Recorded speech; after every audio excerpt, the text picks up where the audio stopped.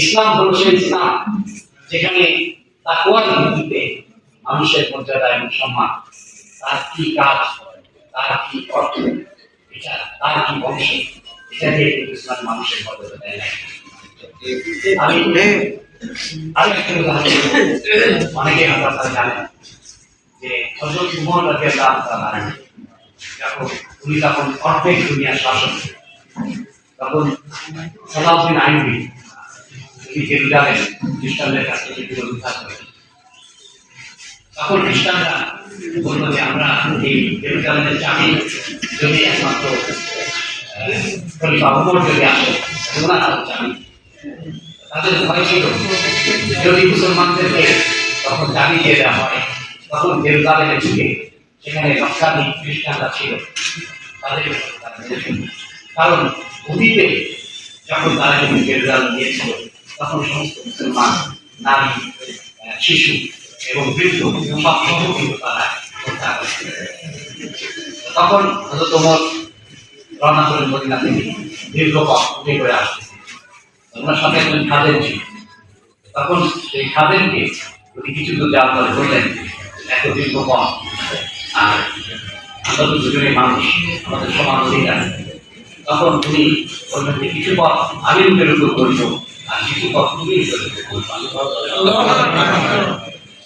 চিন্তা করেন যে আমাদের একজন বাংলাদেশ ছোট্ট একটা দেশ দুনিয়া, তার যখন দায়িত্ব চেয়েছে সে ধরাকে সরা জ্ঞান কিন্তু অর্ধেক দুনিয়া শাসন করতে আজকে ইসলাম করতে পারে আমেরিকার তার থেকে বেশি ক্ষমতা তখন সেই করেছে।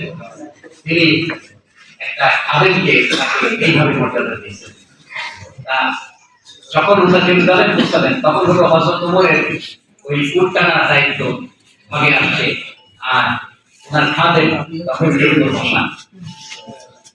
তখন ওই পাত্রীরা সবাই এগিয়ে আসলো, এগিয়ে এসে তখন ওনাকে চাবি দিতে গেছে। তখন যারা হযরত ওমরকে চিনতেন তখন তারা বলছেন যে না, উনি তো হযরত ওমর না,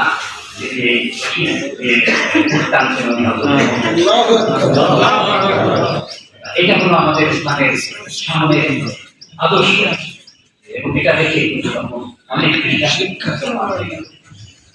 আমাদের আদর্শ কিন্তু অনেক উচ্চ।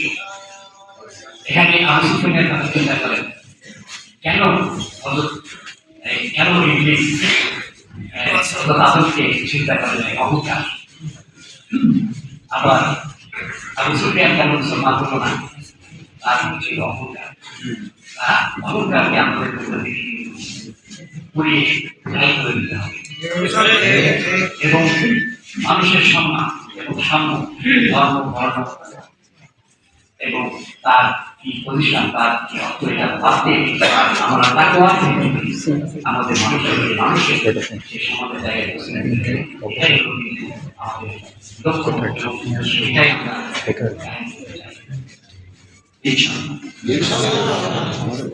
দ্বিতীয় আয়াতটা